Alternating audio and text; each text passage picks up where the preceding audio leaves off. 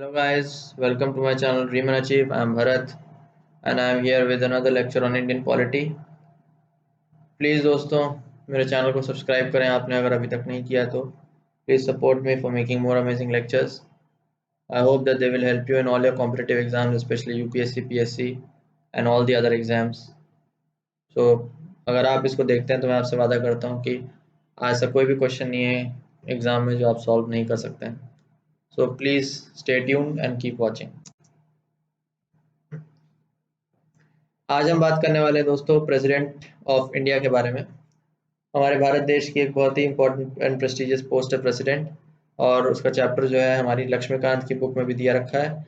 And definitely उसके बारे में जानना पॉलिटिकल साइंस के स्टूडेंट को बहुत इंपॉर्टेंट है, because you should know who are the people who run the country and who are at the top most positions. जो गवर्नमेंट की बहुत इंपॉर्टेंट पोस्ट हैं उनकी क्या पावर्स हैं, उनकी क्या रिस्पॉन्सिबिलिटीज़ हैं, बिकॉज डेमोक्रेसी में आप ही अपने खुद गवर्नमेंट को चुनते हैं, आइदर डायरेक्टली और इनडायरेक्टली. सो अगर आपको अवेयरनेस नहीं है, आपको पता नहीं है उनके पावर्स और फंक्शंस के बारे में, so you will not be able to fulfil the essence of democracy and be responsible citizens.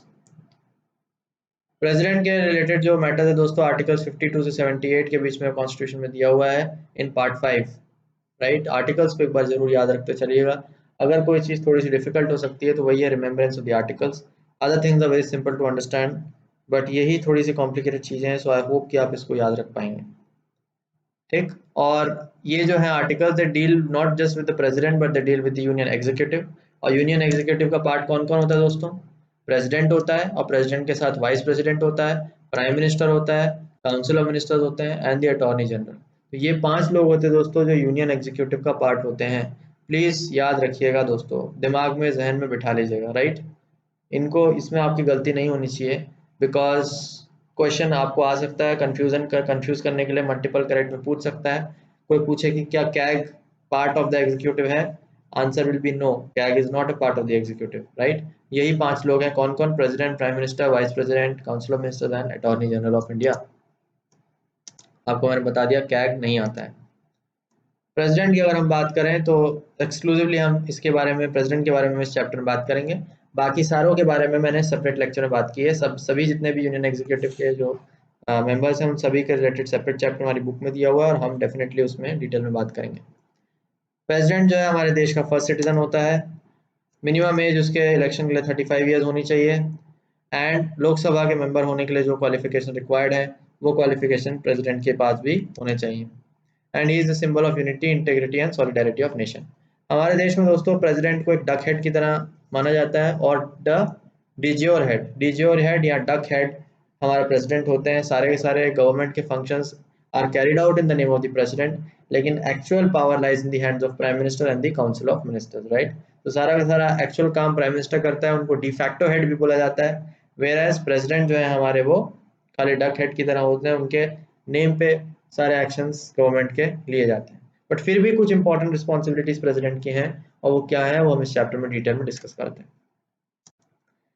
Elections की अगर हम बात करें दोस्तों तो 5 साल का जो है प्रेसिडेंट का टर्म होता है, और इलेक्शन डायरेक्ट नहीं होते हैं, इलेक्शन इनडायरेक्ट होते हैं. इनडायरेक्ट होने का मतलब है कि एक इलेक्टोरल कॉलेज होता है प्रेसिडेंट का, जिसमें कुछ लोग होते हैं और वो इलेक्टोरल कॉलेज आगे चल के प्रेसिडेंट को इलेक्ट करता है. कौन कौन होते हैं उसमें? इलेक्टोरल कॉलेज में होते हैं दोस्तों elected member of legislative assemblies of states and UTs. Right, तो स्टेट्स और यूटीज के जो एमएलएज हैं, ठीक है, वो के आपके इलेक्टोरल कॉलेज का पार्ट होते हैं, किसके? प्रेसिडेंट के. दूसरा होते हैं हाउस ऑफ पार्लियामेंट. दोनों हाउस ऑफ पार्लियामेंट के जो मेंबर्स हैं, यानी कि मेंबर ऑफ पार्लियामेंट एमपीज, वो होते हैं दोस्तों इलेक्टोरल कॉलेज का पार्ट. एंड इंपॉर्टेंट पार्ट ये है दोस्तों कि नॉमिनेटेड मेंबर्स कहीं भी हो, चाहे वो स्टेट लेजिस्लेटिव असेंबली में हो, चाहे वो दोनों हाउस ऑफ पार्लियामेंट में हो, नॉमिनेटेड मेंबर इलेक्टोरल कॉलेज का पार्ट नहीं है.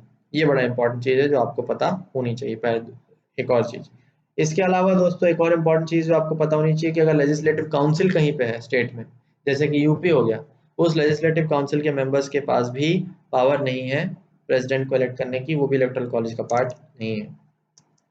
तो ये बड़ा इंपॉर्टेंट था जो आपको याद रखना चाहिए. क्वेश्चन छोटे छोटे आ सकते हैं, I hope you will be able to solve.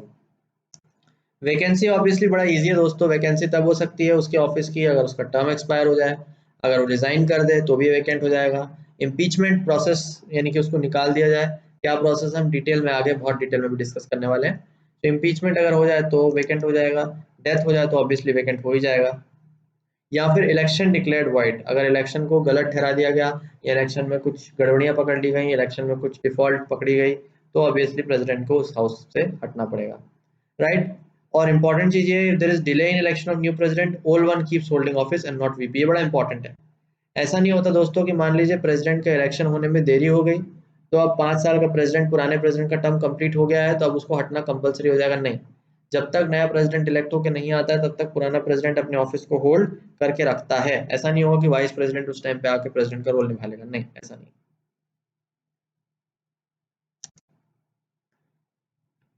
अच्छा, सडन वेकेशन की अगर हम बात करें, अगर मान लीजिए डेथ हो जाए या रिजाइन कर दें या कोई भी दिक्कत की वजह से सडनली ऑफिस यदि वेकेट हो जाता है before the expiry of term, तो उसका री election should be held with in 6 months, 6 महीने के अंदर उसका री इलेक्शन करना कंपलसरी होता है। And newly elected president continues for 5 years and not the remaining term. ये बड़ा इंपॉर्टेंट पॉइंट है कि बीच में भी अगर टर्म प्रेसिडेंट का खत्म हो जाता है तो दोबारा से प्रेसिडेंट का जो इलेक्ट होता है वो पूरे 5 साल के टर्म को कंप्लीट करता है, रिमेनिंग टर्म कंप्लीट नहीं करता।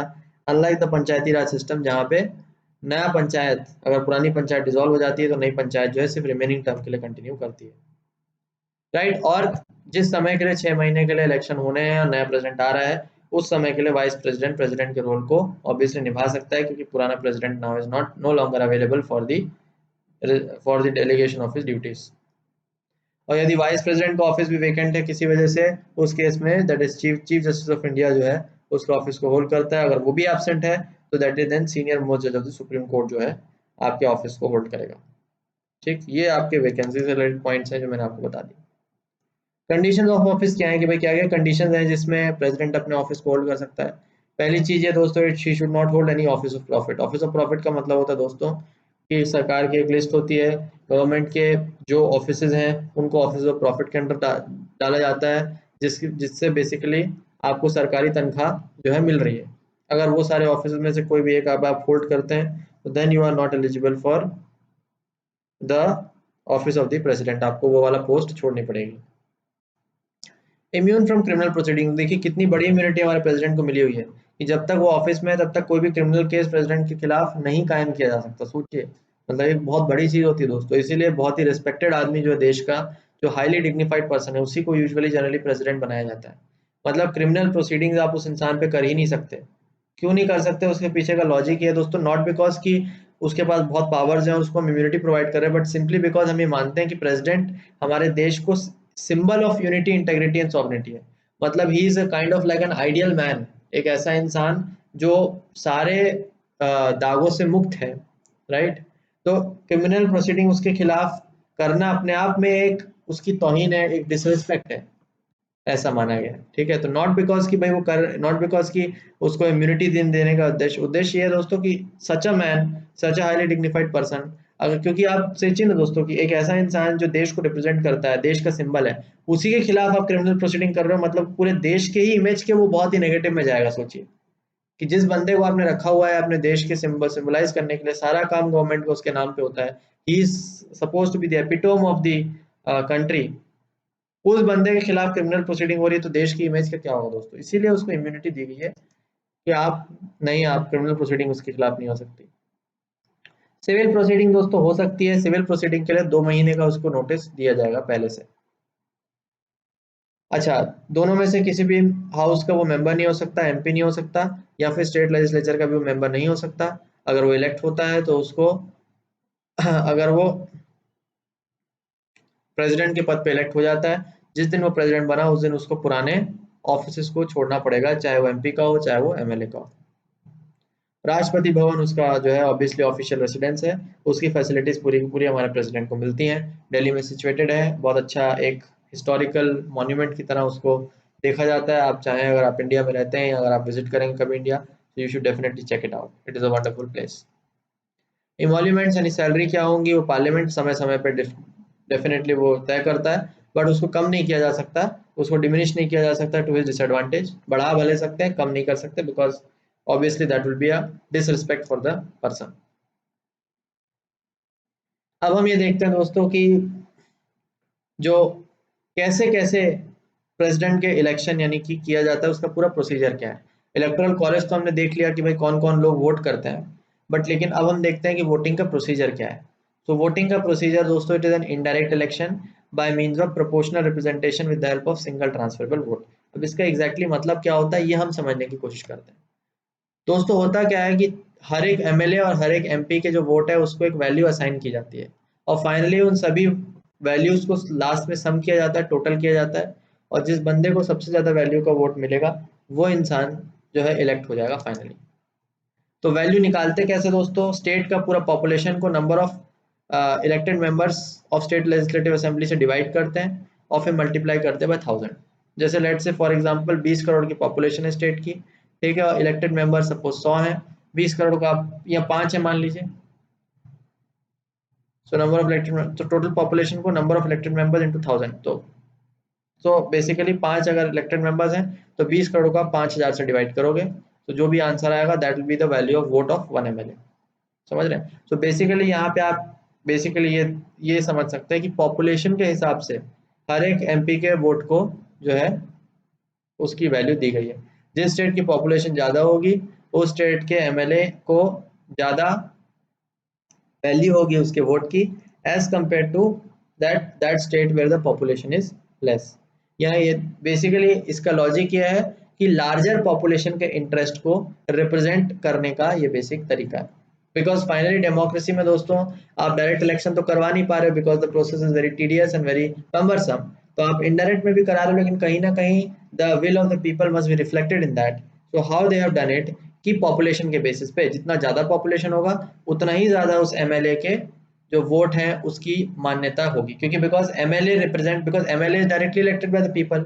सो एमएलए का विल कहीं ना कहीं डायरेक्टली लोगों के विल को कहीं ना कहीं रिप्रेजेंट करता है, because MLA is elected by the people, so MLA's will is basically the people's will, right? इसीलिए इनडायरेक्ट इलेक्शन, तो इसीलिए जिस एमएलए जो एमएलए ज्यादा लोगों की ज्यादा पॉपुलेशन से बिलोंग होकर इलेक्ट होके आया है उसका जो वोट का वैल्यू डेफिनेटली ज्यादा होना चाहिए, बाकियों का वोट का वैल्यू रिस्पेक्टिव रिलेटिवली कम होना चाहिए, right? So this is the way of calculating.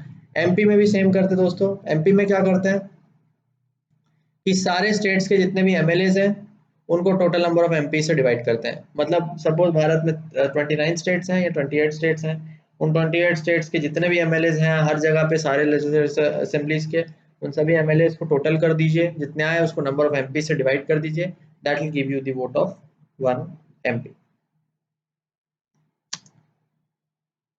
और इन सभी वोट्स को फाइनली फिर दोस्तों टोटल किया जाएगा, टोटल करके फिर जिसका सबसे ज्यादा वोट्स पड़ेंगे वो बंदा जो है प्रेसिडेंट के फॉर्म में इलेक्ट होगा। ओथ की अगर हम बात करें दोस्तों, तो ओथ प्रेसिडेंट को दिलाते हैं चीफ जस्टिस ऑफ इंडिया या फिर सीनियर मोस्ट जज of supreme court in his absence. तो सोचिए दोस्तों यहाँ पे इतना खतरनाक और इतना कंफ्यूजिंग क्वेश्चन पूछता है यूपीएससी। एक बार प्रीलिम्स में सवाल आया था कि who administers the oath to the president, तो जल्दी जल्दी में आंसर क्या करता है इंसान, chief justice of India tick कर देता है। बट लेकिन ऐसा नहीं है दोस्तों, सिर्फ चीफ जस्टिस नहीं, चीफ जस्टिस या फिर अगर उसकी एब्सेंस है तो फिर सीनियर मोस्ट जज ऑफ सुप्रीम कोर्ट। तो आपको क्वेश्चन ढंग से पढ़ना पड़ेगा कि वो क्या पूछना चाह रहा है आपसे। अगर क्वेश्चन में पूछा है कि सिर्फ चीफ जस्टिस ही करा सकता है तो आंसर होगा फॉल्स, बिकॉज जरूरी नहीं है। अगर चीफ जस्टिस वहां पे अवेलेबल नहीं है तो फिर सीनियर मोस्ट जज भी करा सकता है। बट आप बोलोगे कि अगर चीफ जस्टिस अवेलेबल है तब फिर वही कराएगा। क्या ओथ लेता है दोस्तों, faithfully execute office, devote himself to service and wellbeing of people of India. देश के प्रति फेथफुली अपना काम करना, डिवोट करना, अपने आप को सर्विस देना, ये ऑब्वियसली उसकी ओथ होती है। Preserve, protect and defend constitution and the law, कानून को कॉन्स्टिट्यूशन को प्रिजर्व करना, डिफेंड करना, ये सारी चीजें ओथ में प्रेसिडेंट लेता है। अब हम दोस्तों कुछ पावर्स और फंक्शंस प्रेसिडेंट के डिस्कस करते हैं। जैसा कि मैंने आपको कुछ ही समय पहले बताया कि प्रेसिडेंट जो है it is he is only a DG और हेड और द डक हेड, तो उसके पास एब्सोल्यूट पावर्स नहीं होती हैं, लेकिन फिर भी कुछ पावर्स जो होती हैं वो हम डिस्कस करते हैं। पहले दोस्तों एग्जीक्यूटिव पावर। एग्जीक्यूटिव पावर का सिंपली मतलब ये है कि जितने भी अपॉइंटमेंट्स होते हैं वो सारे के सारे अपॉइंटमेंट्स प्रेसिडेंट ही करता है। हाँ ठीक है। आपने अभी तक मेरे जितने भी पॉलिटिकल साइंस के लेक्चर पढ़े होंगे, देखे होंगे, उसमें मैंने आपको बार बार जब भी अपॉइंटमेंट होते हैं तो बार बार याद दिला के बताता हूँ कि all appointments are done by the president.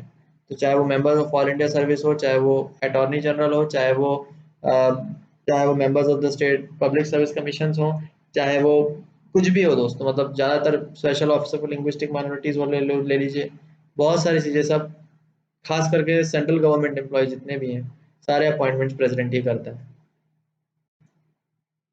Legislative power आप जानते हैं दोस्तों कि जॉइंट सेशन कॉल कर सकता है, समन एडजॉर्न और प्रोरोग करता है पार्लियामेंट को, फर्स्ट सेशन को एड्रेस करता है, एंड ऑब्वियसली जो हमारे बिल्स पास होते हैं दोनों हाउसेस के थ्रू, उसके बाद फाइनली प्रेसिडेंट का असेंट मिलना कंपलसरी है बिल को लॉ बनने के लिए। So that much power legislative उसके पास होती है। जुडिशियल पावर भी बड़ा इंपॉर्टेंट दोस्तों की, मतलब इतनी ज्यादा उसके पास पावर है कि he can grant pardon, he can grant pardon, reprieve, remit और कम्यूट पनिशमेंट। सोचिए इतनी बड़ी चीज दोस्तों, राइट? मतलब किसी को माफ कर सकता है, किसी की पनिशमेंट को कम कर सकता है, या किसी की पनिशमेंट को कम्यूट कर सकता है। कम्यूट का मतलब कि अगर उसकी हेल्थ ठीक नहीं है या कुछ रीजन है तो उसको डिले करवा सकता है, ये सारी चीजें।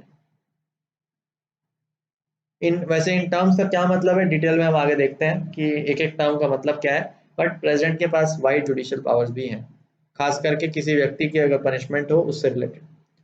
डिप्लोमेटिक की अगर हम बात करें तो जितनी भी इंटरनेशनल ट्रीटी साइन की जाती है भारत देश के नाम पे, वो हमेशा प्रेसिडेंट के नाम पे ही साइन की जाएंगी। जो भी उस टाइम पे प्रेसिडेंट होगा उसी के नाम पे ट्रीटी जो है साइन की जाएगी। मिलिट्री की पावर क्या है दोस्तों? ये supreme commander of arm forces, जितने भी आर्म फोर्सेस है, चाहे वो एयरफोर्स हो, चाहे वो नेवी हो, चाहे वो आर्मी हो, तीनों का जो सुप्रीम कमांडर है वो कौन है? प्रेसिडेंट। अब सुप्रीम कमांडर का मतलब क्या होता है? सुप्रीम कमांडर का मतलब ये नहीं है दोस्तों कि भैया वो कमांड करेगा, लड़ाई में जाएगा, वहां पे प्लान बनाएगा, टैक्टिक्स बनाएगा, नहीं। सुप्रीम कमांडर का मतलब कि he is kind of like the head, मतलब कि मतलब उसके पास पावर्स नहीं है टू डिक्टेट कि वो कैसे काम करें, लेकिन आपके एयरफोर्स का उसको, मतलब उसको पूरा एयरक्राफ्ट मिलता है, ठीक है, आर्मी वाले उसको सैल्यूट करते हैं, and he is viewed with the utmost respect with all the army and navy and air force personnel। ये बेसिकली आप कह सकते हैं। सो सबसे हाईएस्ट मतलब कि पर्सन सुप्रीम कमांडर वही है। वीटो पावर आप जानते हैं दोस्तों, वीटो पावर ये है कि बिल बिल से रिलेटेड जब बिल उसके पास जाता है तो उसके पास वीटो की पावर होती है। वीटो का पावर ये हुआ मतलब, या तो वो बिल को असेंट दे सकता है, अगर असेंट दे देगा तो बिल कानून बन जाएगा, या तो वो असेंट विथहोल्ड कर सकता है कि बोल दे कि नहीं भैया मैं तो असेंट दूंगा ही नहीं, तो बिल को खारिज हो जाएगा, कंप्लीटली खारिज हो जाएगा, ठीक है, बिल पास होगा ही नहीं। या फिर बिल को रिकंसिडरेशन के लिए रिटर्न कर सकता है, except for a money bill. Money bill को रिटर्न नहीं कर सकता, और वो भी क्यों नहीं कर सकता? क्योंकि मनी बिल को इंट्रोड्यूस करने के लिए प्रेसिडेंट की प्रायर परमिशन चाहिए होती है, राइट? सो जब पहले से ही परमिशन से इंट्रोड्यूस हुआ तो दोबारा रिटर्निंग का फिर कोई भी उसमें जो सवाल है वो पैदा नहीं होता है, राइट? बट लेकिन रिकंसिडरेशन के बाद ऑब्वियसली अगर दोबारा से उसको प्रेसिडेंट का बिल साइन भेजा जाता है तो then he is bound to sign with और विदाउट अमेंडमेंट, जैसे भी उसके पास आया, then he is bound to sign the bill. तो this is the veto power. Veto power मतलब इसके पास ये सारी शक्तियां हैं, या तो तुरंत बिल पास कर दे, या तो बिल को तुरंत खारिज कर दे, और या तो फिर रिटर्न कर दे फॉर रिकंसिडरेशन। इमरजेंसी पावर आप जानते हैं दोस्तों कि भाई इमरजेंसी प्रेसिडेंट डिक्लेयर कर सकता है, नेशनल इमरजेंसी कर सकता है, प्रेसिडेंट्स रूल डिक्लेयर कर सकता है। पूरा का पूरा चैप्टर इमरजेंसी प्रोविजंस का ऑब्वियसली हमारी बुक में दिया हुआ है, प्लस मैंने भी डिस्कस किया है, so please you go and check out that chapter. वहां पे आपको और डिटेल में समझ में आ जाएगा कि प्रेसिडेंट की इमरजेंसी से रिलेटेड क्या क्या पावर्स होती हैं। तो ये कुछ पावर्स थी दोस्तों प्रेसिडेंट की, ठीक है। बहुत ज़्यादा वाइड आप देखेंगे कि पावर्स नहीं है, लेकिन इसके बाद भी दोस्तों फिर भी कुछ पावर्स हैं जो ये इंपॉर्टेंट एक्सरसाइज करता है। इसके अलावा एक पावर दोस्तों मैंने छोड़ दी है, वो डिस्क्रिशनरी पावर। डिस्क्रिशनरी पावर का मतलब ये होता है कि जहाँ पे जब भी सेंट्रल गवर्नमेंट में कोई क्लियर कट मेजोरिटी नहीं होती है कि कौन कोई जब क्लियर कट मेजोरिटी नहीं होती है कि who will form the government, then the president can call the leader of the largest party to form the government and nominate the prime minister. मतलब अपने मन से फिर वो प्राइम मिनिस्टर किसी भी इंसान को बना सकता है, उसकी डिस्क्रिशन है, राइट? ये कुछ पावर्स हैं दोस्तों जो प्रेसिडेंट की होती हैं। It is not very vast, it is not very wide, but still he is a very respected person in the country, और आपको उसके बारे में पता होना चाहिए। लास्ट में हम दोस्तों उसके इम्पीचमेंट प्रोसेस के बारे में डिस्कस कर लेते हैं कि अगर मान लीजिए प्रेसिडेंट को हटाना हो तो क्या प्रोसेस है। और एंड आपको मैं बता दूं कि it's a very difficult process, बहुत ही कठिन होता है किसी प्रेसिडेंट को अपने पोस्ट से हटाना। दूसरी चीज मैं आपको ये बता दूं कि प्रेसिडेंट के ही रिमूवल प्रोसेस को इम्पीचमेंट का नाम दिया है स्पेसिफिकली, चाहे वो कैग हो, चाहे वो chief justice of supreme court हो, चाहे वो इलेक्शन कमिश्नर हो। इस टाइप की पोस्ट में भी उनको हटाने का प्रोसीजर हो सकता है प्रेसिडेंट के सिमिलर हो, बट उनको इम्पीचमेंट का नाम नहीं दिया जाता। तो अगर सुप्रीम कोर्ट या हाई कोर्ट के जज की अगर हम बात करें तो आप हमेशा रिमूवल ऑफ जजेस बोलेंगे, इम्पीचमेंट नहीं बोलेंगे। क्वेश्चन पूछ सकता है कंफ्यूज करने के लिए, और अगर आपने इम्पीचमेंट टिक कर दिया दोस्तों तो अनफॉर्चुनेटली आपका जो आंसर है वो गलत हो जाएगा। Although the process is very very same, similar and almost exactly the same as impeachment, but नाम इम्पीचमेंट टर्म स्पेसिफिकली सिर्फ प्रेसिडेंट के लिए ही यूज होता है, जजेस के लिए यूज नहीं होता, तो इसको प्लीज याद रखिएगा। क्या प्रोसेस है दोस्तों? पहली बात तो ये है कि इम्पीचमेंट का जो चार्ज है, यानी कि किस ग्राउंड पे उसको हटाया जा रहा है, वो कोई भी हाउस इनिशिएट कर सकता है, चाहे वो लोकसभा हो चाहे वो राज्यसभा हो, और एक चौथाई मेंबर्स उस हाउस के जब तक साइन नहीं करेंगे और 14 दिन प्रायर नोटिस प्रेसिडेंट को नहीं देगा, तब तक इम्पीचमेंट प्रोसेस स्टार्ट नहीं हो सकता। उसके बाद जो रेजोल्यूशन होगा दोस्तों, उसको 2/3 ऑफ टोटल मेंबरशिप ऑफ दोनों हाउसेस से पास करवाना पड़ेगा, and the president has the right to be heard in such proceeding. जो भी प्रोसीडिंग होगा प्रेसिडेंट के पास फुल राइट है कि वो अपने आप को सुनवाई उसकी हो, और जो रेजोल्यूशन होगा उसको 2/3 of total membership of both houses से पास होना चाहिए, दैट इज स्पेशल मेजोरिटी। सोचिए 2/3 ऑफ द टोटल मेंबरशिप बहुत बड़ी बात है दोस्तों, ठीक है, of total membership of both the houses, दोनों हाउसेस के 2/3 मेंबरशिप से जब पास होंगी, ठीक है, तब वो प्रोसीडिंग आगे बढ़ेगा। इसके अलावा दोस्तों स्टेट लेजिस्लेचर के इलेक्टेड मेंबर्स, दिल्ली यूटी जो यूटी हैं, वो सारी चीज़ें, पौंडीचेरी, ये सारी चीज़ें दोस्तों, ये लोग पार्टिसिपेट नहीं करते हैं किसमें, प्रेसिडेंट के इम्पीचमेंट। तो ये सारी चीज़ें थी दोस्तों, this is a very simple process, and बहुत ही uh, आसान है, पर इसको फर्दर डिटेल में मैं डिस्कस करूंगा when I discuss removal, when I will discuss removal of जजेस ऑफ द सुप्रीम कोर्ट। तो वहाँ पे आप मेरे लेक्चर को जाके जरूर देखिए, वहाँ पे मैंने और डिटेल में डिस्कस किया है कि जो प्रोसेस है इम्पीचमेंट का वो क्या है। सेम प्रोसेस प्रेसिडेंट का है, सेम प्रोसेस जज का भी है, राइट। सो अगर ऐसा हो जाता है 2/3 टोटल मेंबरशिप से पास हो जाता है तो फिर प्रेसिडेंट स्टैंड्स इम्पीच्ड। तो आई होप दोस्तों आपको लेक्चर पसंद आया होगा। It is short and easy chapter, and मुझे उम्मीद है कि इतना जानने से आप सारे के सारे क्वेश्चंस को आंसर कर पाएंगे। Thank you very much, please subscribe to my channel, and मिलते हैं आपसे नेक्स्ट लेक्चर में। तब तक के लिए हैव अ नाइस वीक।